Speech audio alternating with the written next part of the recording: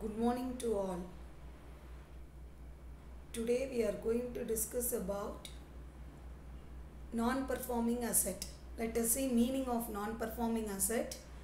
Non-performing assets are recorded on a bank balance sheet after a prolonged period of non-payment by the borrower.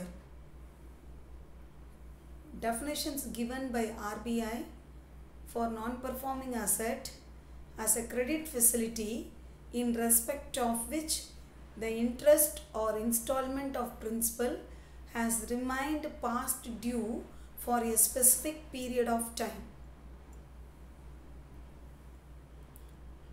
Non-performing assets will be recorded under three categories: substandard asset, doubtful asset, loss asset.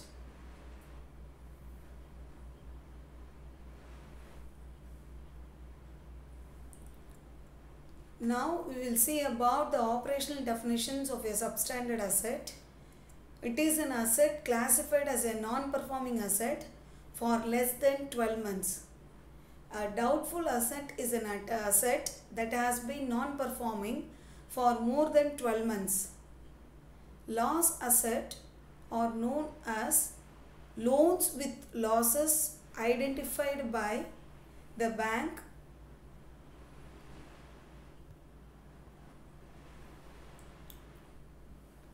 auditor or inspector that need to be fully written off. The most common non-performing assets are term loan, overdraft and cash credit, agricultural advances, expected payment on any other type of account which is overdue for more than 90 days. This is the graph which shows the statistics for bad loans during the period 2008 to 2005. RBI project falls due to bad loans rise. Now we will discuss about impact of non-performing asset. As the non-performing assets of the banks will rise, it will bring a scarcity of funds in the Indian security market. This will hurt the overall demand in the Indian economy. Finally, it will lead to lower growth rates and of course higher inflation because of higher cost of capital. How to recover the losses which comes under NPA? Lender generally have four options to recoup some or all losses resulting from non-performing assets. Lenders may take proactive steps to restructure loans to maintain cash flow. Second, lenders can take possession of all the collateral and sell it to cover losses.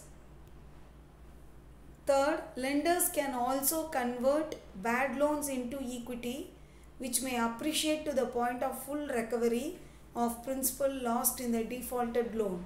Finally, bank can sell bad debts at steep discount to companies that specialize in loan collection. There are 4 R strategy prevail in NPA. Let us discuss now about what is that 4 R. First, recognizing. Second, resolving. Third, recapitalizing. Fourth one, reforms. Now we comes to the conclusion part. Imbibing non-performing asset management skill by bank to recover dues in time by adapting the following monetization and methods. First, credit management skills. Next, master the expertise for monitoring. Third, working out negotiated settlement. Fourth, compromise constituting active settlement. Fourth, organizing advisory committees to manage NPA.